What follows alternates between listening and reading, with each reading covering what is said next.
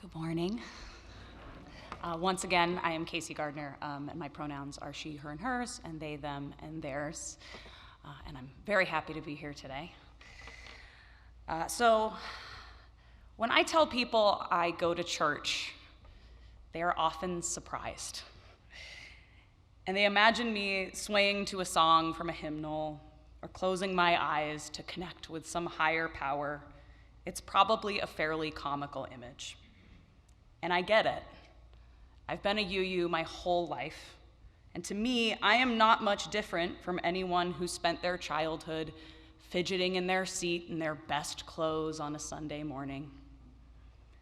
But I am, because I never went to church and found a God, or at least to call what I have found God would be inaccurate. I'm not strongly tethered to a divine. In fact, you're more likely to see me at a church retreat than at a service. My rituals are usually more a product of necessity than intention.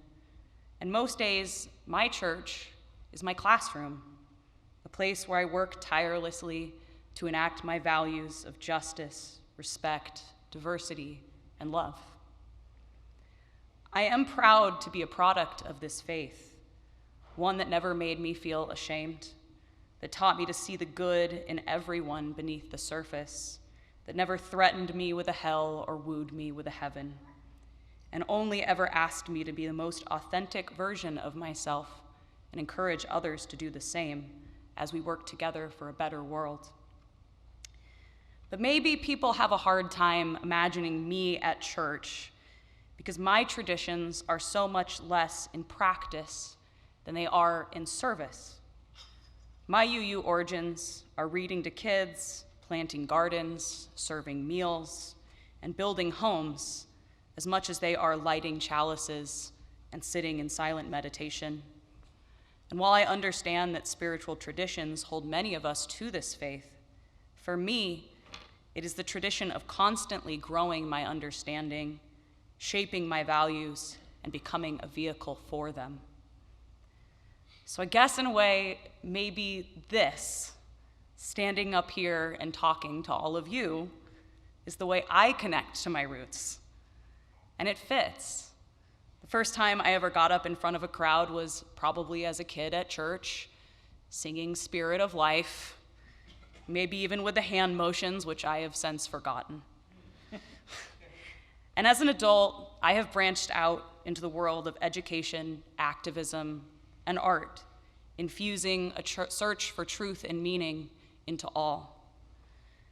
But considering that I am still a young adult, and a common experience amongst young adults is navigating that strange liminal space in between where we came from and where we are going, I want to share a story with you. When I first came to this congregation, my initial endeavor was to plan a young adult camping trip. I didn't know anyone, and I thought it would go over well to show up as my most UU self, wanting to volunteer, to organize, and to be of service. Needless to say, it did not go over well. It's not so much that I was careless, but perhaps I got blinded by my tradition of always being involved. I forgot details, stepped on toes, and overlooked needs. And because of this, I sacrificed an opportunity for genuine connection. And I failed to consider whether or not what I had to offer was as transformative for others as it was for me. In all of my youthful gusto, at the tender age of 28, I forgot that being in service to a community must also include being in service with that community. My UU identity roots in action, but for me, branching out has also meant learning to step back, to listen, to feel as comfortable talking to individuals as much as I do in front of a group. And sure, it's easier not to have to do the math of whose turn it is to talk when you're the one behind the microphone. But it's also not the greatest place to learn from. It's not the best place to grow. So maybe the lesson here is this: tradition is good. It is what you know. It is what is comfortable, what is safe. It is who you are, who you have always been, and what you can come back to in times of uncertainty and change. But tradition is also not what challenges you. It is not a representation of who you can become and what you are capable of. And this is why it can be as important to hold on to tradition as it is sometimes to let it go, to embrace stability in one hand and progress in the other. But ironically, isn't that also a tradition that we all share in?